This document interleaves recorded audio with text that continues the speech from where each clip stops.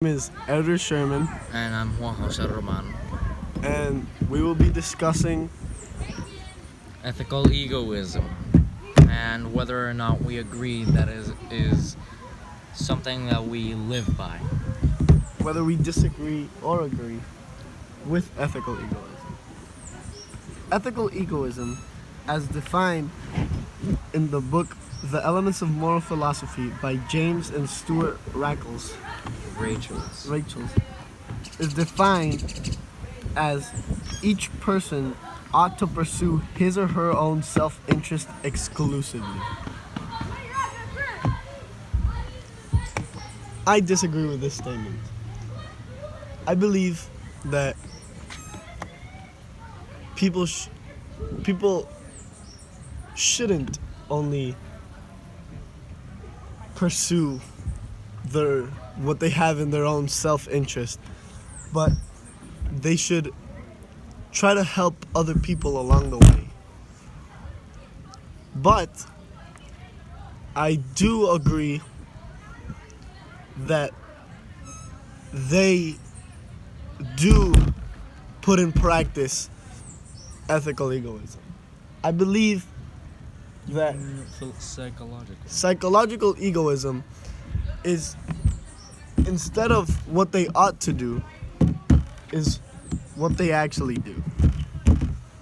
I agree with psychological egoism because of the fact that society has many discrepancies, and everyone does what benefits their own self-interest. The example I will give is of a child. A child is the purest form of a human. They have nothing that can mess with their minds, no opinions, nothing that society has taught them, nothing. They're just pure. They have a pure mind. And if you see the way these kids act, they pursue what they want to do. They pursue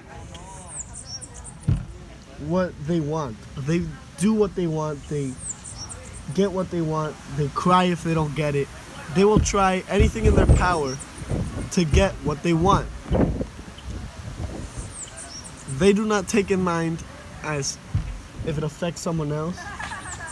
They do not take in mind if they want to help someone else. They only think about what's right for them and what they want. And I believe this represents psychological egoism because they're the purest mind. They have nothing interfering with them. Therefore, they could do whatever they want, whatever they deem right. And since they do only what they want to do, that gives a very good example as to why they follow psychological egoism, therefore following ethical egoism, due to their nature of their need to have to follow what they want to do. Well, I mostly disagree with Edward, although there's one small bit that I agree with him as he begun, that neither of us agree on ethical egoism.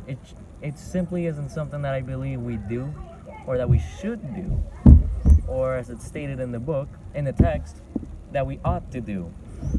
It simply doesn't make sense that we should look out only for ourselves, and ourselves only exclusively. Because without others, we as a species have already failed.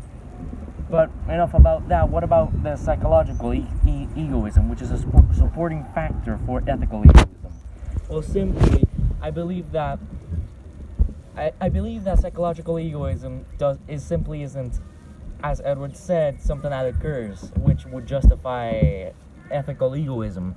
Because a child, while people argue that they're the purest form, which I believe contrary to, is not exactly the most valid argument, in the sense that while they may be young and may not be too predisposed to everything that say a 30-year-old would be, they still have underdeveloped minds. They're still children and they have yet to even go through puberty, meaning their brains are underdeveloped and don't have the same capacity that a 20-year-old would, or a 30-year-old, etc. This is why I disagree with Edward's point.